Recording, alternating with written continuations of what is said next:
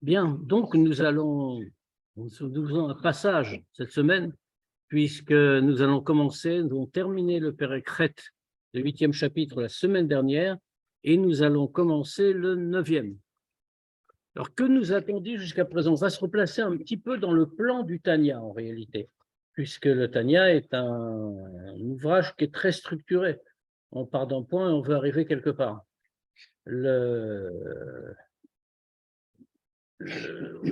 Admour Zaken a commencé par nous expliquer, c'était le tout début, premier chapitre, il a commencé par nous expliquer que il existe 5 degrés de personnes. On a parlé de Tzadik Vetovlo, alors je ne reviens pas sur les définitions, juste les citer. Tzadik Vetovlo, Tzadik Veralo, Racha Vetovlo, Racha Veralo. Alors les 2 premiers, c'est du côté du bien, les 2 suivants, c'est du côté de ce qui laisse à désirer, on va dire. Et puis il y a au milieu le Beinoni. Alors au milieu, parce que c'est moitié-moitié qu'il doit toujours s'efforcer d'avancer. Et Beinoni, ça nous concerne. N'oublions pas que le Tanya, c'est son titre. Tanya est le titre qui lui a été donné ensuite parce que c'est le premier mot qui le commence. Mais n'oublions pas que le nom de Tanya fait Sefer Shel Beinonim, le livre des Beinonim, le livre des hommes moyens, c'est-à-dire de nous tous qui aspirons à nous élever et qui devons lutter constamment. Alors, une fois que l'Admour Hazaken nous a expliqué qu'il y avait donc ces 5 catégories, il a dit on va les comprendre, ces 5 catégories. Que pour les comprendre, alors l'Admour Hazaken a introduit une nouvelle idée. Une nouvelle idée au sens où cette idée novatrice, au moment où elle est dite, c'est qu'il y a en l'homme 2, si l'on peut dire, 2 âmes, le Nefesh Elokit et le Nefesh Abahamit. On va voir d'ailleurs aujourd'hui pourquoi c'est important de le présenter comme ça. Parce qu'en effet, nous pourrions penser, naïvement si on peut dire, que l'homme a une âme et puis que dans cette âme, il y a 2 penchants opposés, ce qu'on appellerait d'un côté le Yetzera Tov et de l'autre côté le Yetzera Hara, le bon penchant et le mauvais penchant, ou le penchant vers le bien et le penchant vers le mal, qui s'affrontent au sein de l'âme pour que l'homme suive leurs propositions, on va dire. L'Admour Hazaken le présente de manière totalement différente. Il n'y a pas une âme avec 2 potentiels, 2 penchants différents, il y a littéralement 2 âmes, un Nefesh Elokit et un Nefesh Abahamit, une âme divine, une âme animale, chacune dotée de tous les potentiels. Et le Tanya nous a expliqué, d'ailleurs, après nous avoir développé l'idée des 2 âmes, le Tanya a continué en nous disant ces 2 âmes ont chacune leur possibilité, leur potentiel. Il nous a expliqué de quoi elles sont composées. De 3 qualités intellectuelles, Chokhma Binadat, de 7 qualités émotionnelles qui correspondent aux séphirot chez Dieu et qui sont à l'image de Dieu, comme on a l'habitude, comme c'est écrit dans la Torah, comme on a l'habitude de le dire. Donc, il nous a donné le tableau complet. Voilà ce que nous avons. Puis, quand il nous a dit voilà les forces de chacune des 2 âmes, il a continué en disant oui, il y a aussi les vêtements de chacune de ces 2 âmes.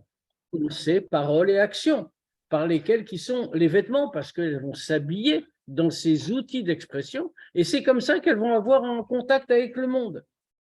C'est là qu'on en était en réalité. Et ensuite, il a terminé dans le chapitre 7 en nous disant, voilà, puisque nous avons tout cela, et la pensée, la parole et l'action, il y a des conséquences dans tout ce que nous faisons, ce que nous disons, dans tout cela, il y a des conséquences. Il a expliqué ce que ça voulait dire, par exemple, quand on prend une nourriture non cachère, ou alors, quand on prend une nourriture parfaitement cachère, mais on ne la prend pas pour Dieu, on la prend pour le plaisir qu'on en retire. Le Admour Zaken nous a expliqué tout ça, qu'est-ce que ça veut dire, par rapport justement à chacune de ces 2 âmes, qui sont dotés toutes les deux des mêmes pouvoirs et des mêmes potentiels, comme il a dit précédemment, Ze leumadze asa Elohim, Dieu a tout fait, une chose en face de l'autre. Ce que l'on trouve du côté du mal, on va dire du côté négatif, on va le trouver du côté positif et inversement. Autrement dit, il y a véritablement une symétrie parfaite entre les deux camps. Ça, c'était jusqu'à la fin du chapitre qu'on a terminé la semaine dernière, le chapitre Chet. De là, à partir d'aujourd'hui, jusqu'à peu près le chapitre 17, chapitre 9 au chapitre 17, c'est la deuxième partie du puzzle, si l'on peut dire. Maintenant qu'il nous a dit tout ça, il va nous faire comprendre, il va nous expliquer, il va nous faire comprendre, mais il va nous expliquer qu'est-ce qui se passe entre ces deux âmes. Il va nous expliquer la guerre à mener. Parce qu'il y a une véritable, il va tout nous présenter comme une guerre entre deux camps, entre deux rois qui s'opposent pour le contrôle d'une ville. C'est une image qu'il va employer pour aboutir justement, vers la fin de toute cette partie du Tanya, pour aboutir à la situation du Benoni et à son travail dans ce monde. Donc tout cela, il nous prépare en réalité pour qu'on comprenne ce à quoi il va arriver. Donc on va commencer le Perek Tet.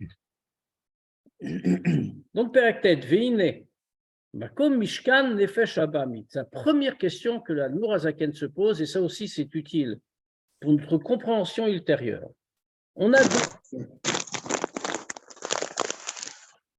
deux âmes. Où se trouvent-elles? Où sont-elles dans le corps de l'homme concrètement? Alors, ça ne veut pas dire qu'elles ne sont que là. Ça veut dire que dans les endroits qu'on va citer, c'est là qu'est l'essentiel de leur présence. Maintenant, à partir de là, elles vont s'étendre dans tous les membres, dans le reste du corps. Mais il y a malgré tout un endroit central. Donc ici, Veine, Makom Mishkan Nefesh Abahamit, Shemeklipat Noga, Bechol Ish Israël, ou Belev, Bechalal Smoli. L'endroit de résidence du Nefesh Abahamit, donc de l'âme animale, qui est liée avec cette klipa qu'on a appelée klipat noga. Comme on l'avait dit, il y a 3 klipotes totalement impures et une klipa que l'on peut utiliser, élevable, on va dire, qui est klipat noga, justement. Donc, on nous dit, c'est du côté du cœur, c'est dans le cœur et du côté gauche particulièrement. Pourquoi dans le cœur? Eh bien, on va le dire plus loin, mais le cœur, on comprend bien que c'est lié avec une attitude d'animal en réalité. Ça ne veut pas dire que c'est négatif a priori, mais le cœur, c'est l'endroit des émotions bouillonnantes. On a l'habitude de dire que autant le cœur est chaud, capable de s'enflammer, autant le cerveau est froid. Or, qu'est-ce que c'est que le Nefesh Abahamit? Il porte bien son nom. Pas parce qu'il n'entraîne qu'un comportement animal. Alors oui, il entraîne, effectivement, il peut entraîner un comportement animal. Mais, comme on l'a déjà dit, il y a aussi des aspects positifs dans le Nefesh Abahamit. Par exemple, chez n'importe quel juif, dans le Nefesh Abahamit, il y a aussi la miséricorde, il y a aussi la bienfaisance. Autrement dit, des choses qui sont tout à fait positives. Mais pourquoi Bahamit? Pourquoi animal? Parce que ce sont de pures émotions. L'animal ne réfléchit pas. Il n'a pas les outils intellectuels pour ça. Il réagit à des émotions. L'âme animale a le même type de réaction. Et donc, ça s'est lié avec le cœur. Maintenant, pourquoi où dans le cœur? Dans le ventricule gauche, si on traduit ça en français. C'est que ça fait très bizarre. Mais donc, dans le ventricule gauche. Pourquoi est-ce qu'on dit que ça ne vient pas du Tanya, hein? Ça vient du Zohar, directement. C'est le Zohar qui dit que d'un côté, dans le cœur, il y a Dama, il y a du sang, et de l'autre côté du cœur, il y a Ruach, il y a de l'air. Ce qui correspond à une réalité physique, en réalité. Alors, il y a une réalité physique, pourquoi? Parce que la réalité physique dévient de la réalité spirituelle. Comment est-ce que ça fonctionne, un cœur? Le cœur reçoit dans le ventricule droit, il reçoit tout le sang de tous les membres, en réalité, il le récupère. mais ce sang-là est inutilisable.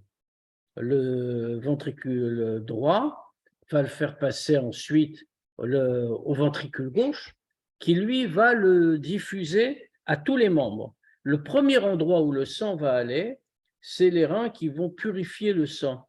Qu'est-ce que font les reins? Ils donnent, pour reprendre les termes du Zohar, en réalité du Admorazaken, ils donnent Roi Chaim. Ils donnent, alors si on traduit ça en anatomie moderne, on dira qu'il met de l'oxygène dans le sang. Il oxygène le sang parce qu'il lui permet de donner la vie au travers de ce sang. En réalité, si le sang ne reçoit pas cet oxygène, ben, il ne pourra rien apporter aux membres. Et d'ailleurs, quand il retourne vers le cœur, c'est parce qu'il a épuisé l'oxygène dont il était porteur. Et le circuit continue comme ça constamment. Qu'est-ce qu'on apprend de là? C'est que le ventricule droit est un purificateur, le ventricule gauche ne fait que distribuer du sang. C'est-à-dire que c'est lui qui est vraiment plein de sang. Ça ne veut pas dire qu'il n'y a pas de sang dans le ventricule droit, ça ne veut pas dire qu'il est vide, bien sûr, mais ça veut dire que le principal lieu du sang, c'est le ventricule gauche. Il y a aussi une autre interprétation à ça, c'est que dans le côté gauche du cœur, il y a toujours ce qu'on appelle le réveil d'âme. Il y a un réveil de sang qui est nécessaire, qui est lié à la vie. Il faut que le cœur lui-même vive. Donc, il y a toujours un réveil de sang qui reste dans le cœur. Ce réveil de sang qui reste dans le cœur reste du côté gauche. C'est-à-dire que le sang, le ventricule gauche du cœur, est l'endroit privilégié du sang. C'est pour ça que le Zohar vient nous dire, chez Omaledam, l'oxygène arrive par le ventricule droit, mais le sang matériel, ce qui donne la vie, ça vient par le ventricule gauche. Maintenant, c'est intéressant parce que ce ventricule gauche, ce Nefesh Abahamit, c'est aussi Nefesh Achionit, c'est l'âme vitale, comme disent les Chachamim. C'est ce qui donne la vie matérielle au corps. Autrement dit, la vie matérielle est liée avec cet aspect-là, avec le côté gauche, octive, et comme c'est marqué, qui Adam ou Nefesh, comme il est écrit, le sang, c'est la vie. Velachen. Et donc, Kol Atavot, tous les désirs matériels, Vit Parut, et l'orgueil, Vekaas, et la colère. On ne dit pas ça parce que tu viens de rentrer.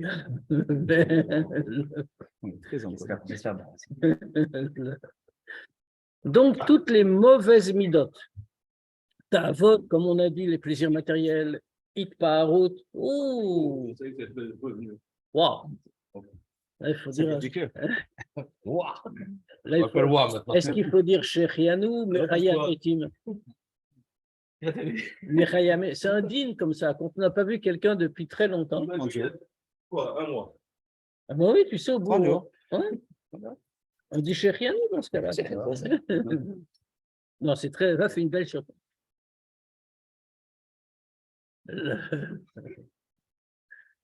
En tout cas, nous venons de commencer un nouveau chapitre. Tu arrives pile. Donc, on vient d'expliquer en réalité qu'après nous avoir montré ce que c'était que l'homme, les différentes catégories de l'homme, les 5 catégories, Tzadik Vetovlo, Tzadik Veralo, Racha Vetovlo, Racha Veralo, Bainoni, on nous a expliqué leur structure spirituelle, ce qui sont les 3 forces intellectuelles, les 7 forces émotionnelles, qui a des 2 côtés pareils. Et on a expliqué, l'Admorazaken a expliqué, les vêtements de cette âme, c'est-à-dire pensée, parole, action. Des 2 côtés, on a la même chose. Et maintenant, après, il nous a dit les conséquences de nos actes. Le dernier chapitre, c'était ça. Ce qui se passe quand quelqu'un, on a pris l'exemple de la nourriture, mais ça marche pour toute la vérote. Quand quelqu'un mange taref, chas shalom, ou alors quand il mange kasher, mais pas pour Dieu, pas pour en tirer des forces pour Dieu, mais pour en avoir un plaisir. Alors, on a expliqué tout ça. Maintenant, on passe à un autre niveau. Et là, on a une continuité du chapitre 9 jusqu'au chapitre 17. C'est la nouvelle... il y a eu un déclic, on est passé à un autre stade du raisonnement du Tanya. De là, à partir de maintenant, L'Admorazaken, une fois qu'il a posé les bases, nous explique la guerre qu'il y a entre les deux côtés, entre le Nefesh Abahamit et le Nefesh Elokit. Alors, comme on le disait tout à l'heure, on commet parfois une erreur, c'est de penser qu'il y a une âme avec deux penchants. Comme une âme. Et puis dedans, il y a, comme on dit, un Yetzer Tov, un Yetzer Hara, qui se combattent pour le contrôle du comportement. C'est-à-dire une seule âme. La doctrine, et c'est vraiment une doctrine du Admorazaken, c'est novateur. Il n'y a pas une âme, il y en a deux. Il y a et c'est pour ça qu'on s'appelle Nefesh. Nefesh Elokit, Nefesh Abahamit. Âme divine, âme animale. Et c'est elles qui se combattent. Et ça permet de comprendre énormément de choses du fonctionnement humain. Parce que c'est vraiment deux puissances opposées qui sont dotées des mêmes forces et qui s'affrontent. On a commencé à le dire. On a commencé d'abord par s'interroger sur où se trouve chacune des deux âmes, pour mieux les comprendre, pour mieux savoir comment elles fonctionnent. La première âme, Nefesh Abahamit, l'âme animale, est dans le cœur, dans le ventricule gauche. Pourquoi le ventricule gauche? On vient de le dire là aussi. Pourquoi dans le ventricule gauche? Parce que le ventricule gauche, ça vient du Zohar, ça, c'est pas le Tanya, ça vient directement du Zohar, et c'est repris même dans le Etz Chaim, que le ventricule gauche est rempli de sang. Il le dit, le côté gauche, c'est Dama, c'est le sang, le ventricule droit, on n'emploie pas le mot ventricule, hein, comme on peut imaginer, le côté droit, c'est Ruach, c'est l'air. Physiquement, ça marche aussi, hein. C'est bien comme ça que c'est. Mais spirituellement aussi. Ça veut dire que, pourquoi le sang? Pourquoi le cœur d'abord? Pourquoi on dit que Nefesh Abahamit, c'est dans le cœur? D'abord, ce n'est pas négatif, parce que Nefesh Abahamit, chez le juif, il y a aussi des aspects positifs. Gmilut Rasadim, par exemple, c'est dans le cœur, c'est dans le Nefesh Abahamit. Donc, c'est positif, ce n'est pas négatif en soi, mais ça peut l'être. Pourquoi? Parce que c'est lié à la vie physique, c'est lié à l'émotion, ce n'est pas contrôlé. Comme Nefesh Abahamit, le Nefesh est appelé Bahami, pourquoi? Parce que pas parce qu'il a un comportement animal forcément, notre Asadim c'est très bien, c'est parce qu'il a une réaction animale, c'est de l'émotion, c'est dans le cœur. L'émotion c'est dans le cœur, ça bouillonne, on ne réfléchit pas, on réagit. C'est exactement ce que fait un animal qui n'a pas les moyens de réfléchir à ce qui est à ses actions. Il réagit à la provocation, il suit ses émotions. C'est exactement ça. Et c'est pour ça donc que fait dans le cœur et dans le côté gauche, parce que, comme on en était, troisième ligne, chez Oumalé Dam, qui est plein de sang, vective, et il est écrit, qui a Adam ou un nefesh, que le sang c'est la vie. Le nefesh, plus exactement, j'ai traduit trop littérairement, le nefesh, le sang c'est le nefesh, c'est là que se trouve le nefesh Abahamit. Et c'est pour ça, la reine, Kol atavot, veit parut, vekaz vedomen, que tous les plaisirs, tous les désirs matériels, et l'orgueil, et la colère, et tout ce qui y ressemble, hen belev, ça vient du cœur. Pourquoi? Parce que, comme on le voit, c'est quoi tout ça? Ce sont de pures émotions. J'ai une tava, j'ai un désir pour une chose matérielle, un désir intense. Pourquoi? Parce que je ne le maîtrise pas. J'ai de l'orgueil. Pourquoi j'ai de l'orgueil? Parce que je ne réfléchis pas à ma condition. Je me mets en colère. La colère est toujours injustifiée. C'est dans toute la Torah, ça. La colère est toujours injustifiée. La colère étant une manifestation d'orgueil en réalité. C'est pourquoi j'ai ça. Pourquoi je n'ai pas ce que je veux. Autrement dit, la colère, quand quelqu'un éprouve un peu de bitoul, il n'est jamais en colère. Parce que la colère n'existe pas. Ou alors, la colère est justifiée quand c'est pour aider dans le service de Dieu. Par exemple, je parle des chachamim, même ça dans notre génération, ça ne marche plus tellement, mais dans les générations passées, les chachamim ou les rabbanim qui voyaient un juif mal se comporter, ils se mettaient en colère sans l'être, mais ils se mettaient apparemment en colère pour impressionner ce juif pour qu'il rectifie son chemin.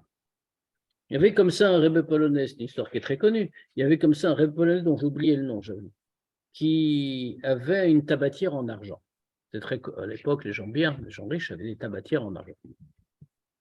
En fait, le tabac à priser, et qui était la mode de l'époque. Et lui, il n'utilisait évidemment jamais de tabac à priser, puisque ça, c'est la pure tava, au contraire, ça n'apporte rien, ça ne nourrit pas, ça ne fait rien du tout, c'est juste de se mettre des trucs dans le nez. Et, et voilà. Et donc, il avait une tabatière en argent. Et tout le monde ces chassidim étaient très étonnés, parce qu'il ne prenait jamais de tabac. Et il ouvrait sa tabatière, elle était vide, il la refermait, puis voilà. Et puis un jour, ces chassidim lui ont demandé, pourquoi vous faites ça? Pourquoi vous utilisez une tabatière alors que vous ne gardez pas de tabac? À quoi ça sert? Il a répondu comme ça, il a dit, parfois quand je vois quelque chose, j'ai envie de me mettre en colère, parce que c'est très grave. Mais on ne peut pas se mettre en colère. Alors je prends ma colère, je la mets dans ma tabatière et je referme. Et puis, une fois que le moment est passé, alors je rouvre ma tabatière et je regarde ma colère. Si je vois que j'avais raison de me mettre en colère, alors je me mets en colère. Je dis, mais en général, ce n'était pas la peine, mais je laisse partir ma colère. Là, c'est justement un cas très intéressant, parce que qu'est-ce qu'on voit? Bon, évidemment, c'est un tzaddik, etc., etc., mais c'est quelqu'un qui raisonnait sur sa colère, qui pensait sa colère. On va voir le rôle du cerveau, moar. Là, on est en train de parler de nefesh abahamit. Le nefesh lokit, c'est le contraire, c'est l'intellect, c'est le cerveau. Et donc, ça, c'était quelqu'un qui pensait sur sa colère, qui était capable d'avoir un raisonnement juste.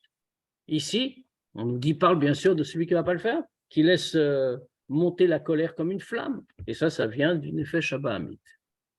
À tel point que de là, Me'alev, hen mitpashtot bechol haguf. Tous ces sentiments-là, toutes ces midot-là, vont ensuite s'étendre dans tout le corps. Vegam olel hamoar sheberosh. Et ça va même monter dans le cerveau qui est dans la tête. Vous voyez que dans le texte du Tanya, il y a une interrogation sur le sujet de olé. On aurait attendu un pluriel, lisez la phrase. Et on dit que donc les trois choses mauvaises, Tavot, Iparut, Kas, Vedoméen et tout ce qu'il dit, elles sont dans le cœur, et du cœur mitpashtot, on parle bien d'elles, c'est le pluriel. Elles s'étendent dans tout le corps. On rajoute, on attendrait Vegam Olot, la mort, mais ce n'est pas Olot au pluriel, c'est Olé au singulier.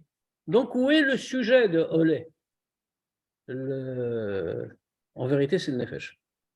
Et c'est extrêmement grave. Parce qu'en réalité, ça veut dire quelque chose, cet accord-là. Quand on est toutes ces mauvaises midotes, Tavot, Iparut, ou toute autre chose, il en a cité que 3. Il a cité ces 3-là, en fait, parce que c'est 3 émotions négatives fondamentales qui existent chez tout le monde. Donc, mais il y en a d'autres, on peut en trouver d'autres. Et elles ne vont pas monter dans le cerveau. On ne peut pas parler d'elle. Pourquoi? Parce que justement, le cerveau est raisonnable. Le cerveau, c'est le siège, comme on va le dire, du nefesh elokit, de l'âme divine. Il ne va pas laisser de mauvaises midotes s'installer là où il habite. Alors, qu'est-ce qui va monter? Mais c'est le nefesh lui-même. Le nefesh abahamit va réussir à mettre un pied dans le domaine de son ennemi. C'est-à-dire qu'il va envahir le cerveau. Pourquoi faire? C'est une émotion, on a dit. Mais parce qu'il a besoin du cerveau. Moar sheberosh, l'archov ou la harer baen, pour réfléchir et revenir dessus, ou les trakem baen, et s'approfondir dans la réflexion. Pourquoi? Parce que si c'est quelqu'un qui a une tava, qui a un désir pour quelque chose, il a besoin du cerveau, il a le désir dans le cœur, mais il a besoin du cerveau pour y réfléchir et pour le développer, pour savoir comment il va l'obtenir. Et donc, il va utiliser, c'est le nefesh abahamit qui va monter dans le cerveau et utiliser les outils du nefesh elokit. Moshe Adam mekoro belev. Ou me'alev mitpashtet lechol ha'evarim yegam ole le'amoar sheberosh. Comme le sang lui-même. Le sang dont la source, comme on a dit avant, c'est le cœur. mais du cœur, il s'étend à tous les membres. Le sang qui est le nefesh, le sang qui est le lieu du nefesh abahamite. Et aussi, il va monter jusque dans le cerveau qui est dans la tête. Donc, ça, c'est le circuit du nefesh abahamite. Et c'est son rôle. Mais comme Mishkan Nefesh Elokit. Mais l'endroit où se trouve, où réside le Nefesh Elokit, ou Bemochin Sheberosh, lui, c'est pas dans le cœur, c'est dans le cerveau qui est dans la tête, dans la capacité intellectuelle. C'est-à-dire, il dit Mochin au pluriel, parce qu'il désigne ici les trois qualités intellectuelles. Chorma, Bina, Da'at. Il faut avoir les trois. Et de là, le Nefesh Lokit, lui aussi, va s'étendre dans tous les membres. Il va aussi venir dans le cœur. Mais de l'autre côté, le côté où il y a le roi Chaim, justement, où il y a l'air, qui est le côté droit, chez une bodam, où il n'y a pas de sang. Alors, comme on a dit au sens où on a dit tout à l'heure, il y a aussi du sang, bien sûr, dans le ventricule droit. Mais il n'y a pas du sang de manière stable, comme fait dans le ventricule gauche, et il n'y a pas ce réveil d'âme. Il y a toujours un véhid de sang qui se trouve dans le cœur, il se trouve du côté gauche. Au Kmosh Katov, et comme on le voit très bien, comme c'est écrit dans la Torah, Lev Chacham le Yemino, le cœur du Chacham est à sa droite. Alors qu'est-ce que ça veut dire? Les Chachamim ont aussi le cœur à gauche, mais ça veut dire que quand on est appelé Chacham, autrement dit, on a en soi la qualité intellectuelle de Chochma, c'est-à-dire qu'on a un Nefesh Elokit, que le Nefesh Elokit est bien installé. C'est pour ça qu'on est un Chacham. C'est attaché avec le degré de Chochma. Alors ça, où est-ce qu'on va le retrouver? Les Yémino, c'est à sa droite, dans le ventricule droit, parce que c'est là qu'il y a le Mishkan, c'est l'endroit du Nefesh Elokit. Comment ça s'exprime? Vei avat Hashem ke reshpe shalevet. Et ça, c'est comme l'amour, ça, c'est l'amour de Dieu. Ça s'exprime dans l'amour de Dieu. Alors, on remarque qu'on parle du cœur. C'est une émotion. Ava, c'est la grande émotion fondatrice. On a deux grandes émotions, Ava et Yira. Avat Hashem et Yirat Hashem. Elle doit s'enflammer dans le cœur. Comme une flamme ardente, mitlaev belev maskili, mais où est-ce qu'elle apparaît, cette flamme? Elle apparaît dans le cœur, mais pas de n'importe qui. Maskilim, ceux qui réfléchissent, chokhma, amevinim, qui comprennent, bina, ou mitbonenim bedaatam, qui vont méditer dans leur da'at. Autrement dit, ceux qui ont réuni les trois capacités intellectuelles, qui les ont développées. Chokhma binadat. Alors, dans ce cas-là, ils vont faire naître dans leur esprit, en eux, dans leur cerveau d'abord, ils vont faire naître l'amour de Dieu. Asher bemocham bedvarim ameorerim et ahava. Et dans le Chokhma binadat qui se trouve dans leur cerveau, avec des choses qui réveillent l'amour. On a remarqué comment on vient de définir l'amour. L'amour n'est pas quelque chose comme ça de spontané. Alors bien sûr, un juif naturellement a l'amour de Dieu, ça c'est clair. Mais cet amour-là, c'est ce qu'on appelle ahavat tivit, on y reviendra, l'amour naturel. Cet amour naturel n'est pas un amour stable, ni un amour fiable. On voit très bien, par exemple, qu'il supporte le paradoxe. On voit très bien qu'il y a des juifs qui sont dotés d'un amour naturel pour Dieu, mais pourtant qui peuvent faire des avérotes. Comment c'est possible? Parce que cet amour-là n'a jamais pénétré profondément. Il n'est pas devenu solide. Où on voit encore plus des juifs qui ont un amour naturel pour Dieu et qui, dans des périodes de massacre, des choses comme ça, Chas Shalom, quand on leur a dit, quand il y a eu les grands pogroms en Russie, c'est en Ukraine d'ailleurs, quand Khmelnytsky et ses complices sont arrivés devant des juifs et leur ont dit, on massacre tous les juifs, vous convertissez et vous êtes sauvés. Les juifs, qui étaient des gens très simples, ils ont donné leur vie. Comment ça se fait? Pourquoi ils n'étaient pas mieux avant? Ils n'étaient pas mieux avant parce que leur amour n'était pas un amour profond, ils n'avaient qu'un amour naturel. En revanche, quand ils sont retrouvés devant un danger comme celui-là, eh bien, à ce moment-là, le voile a été déchiré, l'amour naturel est réapparu. Mais comme on voit chez les Ashkenazim, mais chez les Sfaradim, c'est exactement pareil. Il faut juste remonter un peu plus dans le temps. Mais quand on voit à l'époque de l'Inquisition, comme on dit toujours, on parle des héros, on dit que les Marans étaient des héros. En réalité, ce n'était pas du tout des héros. C'était au contraire des gens pas terribles. Ils sont devenus des héros pour ce qui s'est passé après. Mais c'était des gens pas terribles. C'était qui les héros?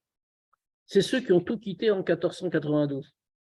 Ça, c'était des héros. Ils devaient tout abandonner. Ils ne pouvaient rien prendre avec eux. Ils avaient une valise, comme on dirait aujourd'hui. Et ils ne savaient pas comment ils allaient vivre. Ils font passer au Portugal, qui les a renvoyés qui à son tour. Ils montaient en mer. Il y en a plein à l'époque. Aller en mer, ce n'était pas une chose facile. Ils ont, pas pour rien qu'on dit à Gomel qu'on traversait la mer, hein, alors qu'aujourd'hui, bon, ben, ça va. Il y avait des tempêtes, il y avait des pirates, toutes ces choses-là. Il y a combien d'eux, des centaines qui sont retrouvés, qui ont coulé, et combien de centaines qui ont été pris, c'est complètement historique, hein, qui ont été vendus sur les marchés aux esclaves en Afrique du Nord, hein, par les pirates. Tout ça en espérant avoir un endroit où ils pourraient être juifs. Ceux qui sont restés en Espagne, on appelait après les marins, c'était qui? C'est les gens qui n'ont pas eu ce courage. Pourquoi ils n'avaient pas ce courage? Parce qu'ils étaient très bien installés, très bien intégrés dans la société espagnole. Ils étaient riches, ils avaient des terres. Il n'y a rien à critiquer, je veux dire, on n'est pas à leur place, mais c'était très difficile de partir comme ça. Ces juifs-là, en réalité, si on les avait laissés tranquilles, encore une ou deux générations, ils avaient disparu, ils étaient assimilés. Donc, comme en général, dans ces cas-là, les goïms sont bêtes. Ils ont voulu vérifier que c'était des très bons catholiques. Ils ont commencé à rechercher. Ils avaient gardé des petits trucs, elle disparaît, il ne restait déjà plus rien. Ils n'avaient pas d'études, ils n'avaient rien. Il ne restait plus rien, vraiment. Ils faisaient des trucs absurdes. Et on a retrouvé des gens comme ça, d'ailleurs. Au Portugal, je me rappelle, il y a quelques dizaines d'années, on a retrouvé dans un petit village des gens qui avaient une tradition. Personne ne savait la raison. Il y avait des vieux qui avaient encore cette tradition-là, que tous les vendredis, ils allumaient des bougies dans un placard qu'ils fermaient après avoir allumé. Et ils ne savaient même plus pourquoi ils le faisaient. Ils n'étaient probablement pas juifs d'ailleurs. Mais c'est intéressant. C'est-à-dire, il ne restait rien. Pourquoi on voit que ces gens-là, quand on les découvre et qu'ils sont arrêtés et torturés, ils avaient une façon très simple de s'en sortir. De dire, je vous promets maintenant, c'est fini. Ce n'est pas l'antisémitisme comme les nazis, je veux dire, c'était s'ils devenaient chrétiens, tout allait bien. J'arrête, je ne serai plus juif, vous pourrez me contrôler, je serai chrétien, etc. Ils ne le font pas. Alors que tous les poussaient à le faire, il ne manquait plus rien. Pourquoi? Parce que devant un grave danger, l'amour naturel est réapparu. Mais pourquoi il n'a pas tenu cet amour naturel? Parce que ça ne suffit pas. Ce n'est pas un vrai amour. Enfin, c'est pas un vrai amour. C'est un vrai amour, mais c'est aussi un peu illusoire. Alors, comment on peut avoir un vrai amour, un amour qui va tenir? C'est bidvarim ameorim et ahava. C'est parce qu'on va utiliser chorma bina da'at, qu'on va réfléchir et qu'on va réveiller en soi les choses qui éveillent l'amour. Comme on dit, on va réfléchir par exemple à la grandeur de Dieu, à la grandeur du Ein Sof. On va réfléchir à la bonté de Dieu et réfléchir vraiment.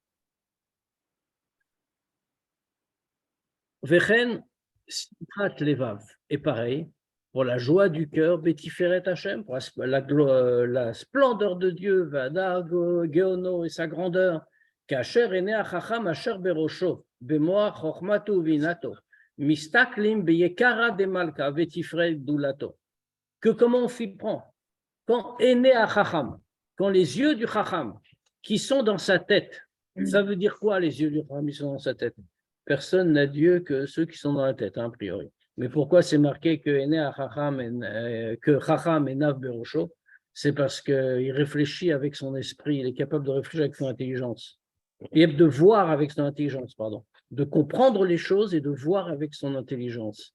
Alors lui, puisqu'il a un Chacham, il a un Nav Berosho, Bemoa Chochmato Binato, dans son cerveau de Chochma et de Bina. À ce moment-là, qu'est-ce qu'il fait? Qu'est-ce qu'il en fait? Mistaklim be'ekara de malka. Il regarde. Et le Mourazakan emploie le mot regarder, parce qu'on peut vraiment regarder avec les yeux du Sechel. Il regarde la beauté, la grandeur du roi. Vetiferet dulato et la splendeur de sa grandeur. Ad ein cheker ve'ein sof ve'tachlit. Une grandeur, une élévation telle qu'elle n'a pas de limite, pas de fin, pas d'aboutissement. Il va réfléchir à l'infini de Dieu. Voir Makom Acher. Vechen. Sha'ar midot doshot shebelev hen mechabat shebemochin. Et de toute manière, toutes les midot, doshot, c'est-à-dire, on a dit qu'il y a la même chose, la même structure spirituelle dans le Nefesh Abahamit et dans le Nefesh Elokit. Donc, du côté des midot doshot, c'est-à-dire les midot du Nefesh Elokit, elles se trouvent aussi dans le cœur, même si on a dit que l'endroit du Nefesh Elokit, c'est le cerveau, c'est l'intellect.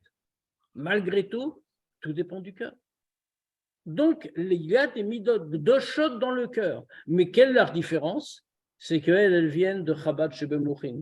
Elles viennent de Chochma, Bina, Da'at, qu'il y a dans le cerveau. Autrement dit, c'est complètement inversé. Alors que le Nefesh Abahamit va dégager des pulsions dans le cœur qui ensuite vont monter et influencer le cerveau, le Nefesh Elokit va travailler dans le sens opposé. Il va réfléchir. Il va construire les émotions et ces émotions-là vont ensuite descendre dans le cœur et pour y faire naître ce sentiment. Ach inactif. Donc maintenant qu'on a vu les parties en présence, on peut voir quel est le combat. Inactive, ou lehom melehom yematz. Et un peuple va lutter contre un autre. Alors ici, de qui on parle? On parle dans l'original, le passouk est dans la Torah, on parle de Yaakov et Esav.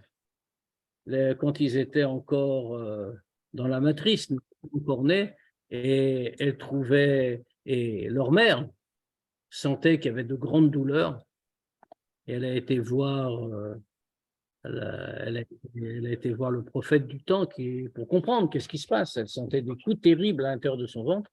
Elle a dit, tu as des jumeaux, c'est l'homme et c'est l'homme yematz. Chacun, ça va être deux peuples, donc chacun essaye de surmonter l'autre. Ça veut dire, Yaakov représente le bon côté, bien sûr. Esav représente l'opposé. Pourquoi est-ce que le Hadmour Hazaken a choisi de personnifier comme ça? Parce qu'en réalité, comme on l'a dit, il y a deux âmes. Il y a deux âmes différentes l'une de l'autre, qui chacune a son travail, mais indépendantes l'une de l'autre. Et donc, chacune a la volonté de soumettre l'autre. Si c'était une seule âme, avec deux penchants, alors on s'arrangerait à la limite, c'est soi-même. Mais là, on ne peut pas s'arranger. Le combat est constant. Et tout de suite, il nous dit Keagouf nikra irktana, parce que le corps est appelé irktana, la petite cité. Cette appellation-là ne vient pas non plus du Tanya, elle est dans la Gemara Nedarim, qui appelle le corps irktana, une petite cité parce qu'elle est complète, elle fonctionne très bien. Or, une fois qu'on a dit ça et qu'on se rend compte qu'il y a deux âmes, on comprend très bien ce qu'on est.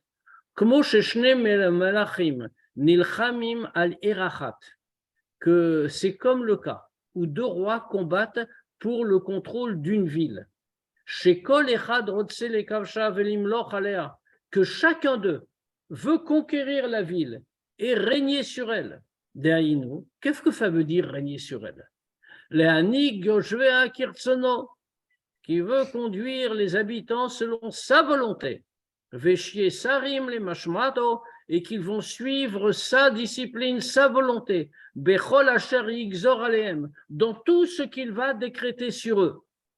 C'est exactement dans cette situation qu'on est. Autrement dit, il n'y a pas de compromis possible. Ou on suit le Nefesh Abahamit, ou on suit le Nefesh Elokit. Alors bien sûr, c'est pas aussi radical que ça, Ça veut dire que de temps en temps, on va vers l'un, de temps en temps, on va vers l'autre. Mais on comprend que la situation n'est pas stable. Le but du Nefesh Abahamit, c'est de tout emporter. Et le but du Nefesh Elokit, c'est d'éliminer le Nefesh Abahamit. Et c'est très difficile. Pourquoi? Parce que le Nefesh Elokit a besoin du Nefesh Abahamit. Il en a besoin parce que Nefesh Abahamit, c'est aussi, comme le Rambam l'appelle, il n'emploie pas le terme Nefesh Abahamit. Il appelle Nefesh Achionit. Le Rambam, pourquoi? Chionit, ça veut dire vital. C'est ce qui donne la vie au corps. Or, le Nefesh Elokit, lui, va gouverner comment? Il a besoin du corps. Donc, il a besoin que le Nefesh Achionit se soumette à lui, totalement. C'est-à-dire, comme il emploie les mots, sont forts ici. Sarim le mashmaato, bechol asher yigzor alehem. Ils vont obéir à ses ordres, quoi qu'il décrète. Autrement dit, le Nefesh Elokit attend du Nefesh Abahamit un bitoul complet, une annulation complète. Et c'est-à-dire que le corps, en vérité, va totalement être soumis à la volonté de Dieu. Que la main ne va plus faire de bêtises, mais va donner la tzaka, que le cerveau ne va plus penser à des bêtises, il va uniquement penser à l'amour, à la crainte de Dieu, etc., etc., etc.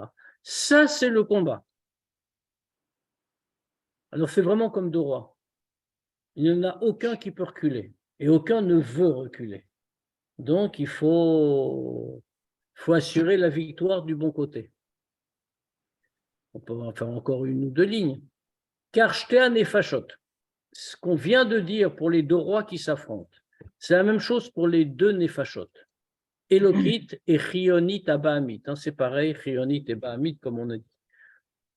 Chez ma Klipa, donc le Nefesh Elokit, l'âme divine, et l'âme vitale animale qui est liée à la Klipa, Nilchamot Zouimzou Alagouf et Chol Evarav, se battent pour le contrôle l'un contre l'autre, pour le contrôle du corps et de tous les membres.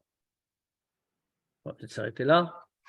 Donc, c'est à nous, bien sûr, d'arbitrer le combat. On ne l'a pas encore dit, mais bien entendu, l'issue finale dépend de ce qu'on aura décidé.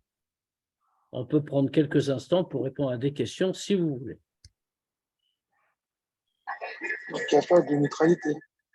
Pardon? Pas de neutralité. Il n'y a pas de neutralité possible. Non. Il n'y a pas du tout de neutralité possible. C'est tout ce qu'on fait. Alors, d'un autre côté, c'est très rassurant, parce que ça veut dire que dans la vie, chaque seconde compte, chaque acte compte. Être juif, ce n'est pas seulement ou servir Dieu de manière générale, ce n'est pas seulement faire la tfila, étudier, faire telle ou telle mitzvah particulière, et puis quand on n'est pas occupé à ça, on peut faire ce qu'on veut parce que ça n'a pas d'importance. Tout a une importance. Chaque instant est un instant de la bataille. Il suffit de donner la victoire au côté qui doit l'avoir. C'est le but de la vie de tout homme. Bien, je ne vous donne pas rendez-vous à jeudi prochain, puisque je vais être absent de Paris quelques jours. Donc, je vous retrouverai le lundi d'après pour la suite du Tanya. Ok. Bonne semaine à tous. Bonne semaine.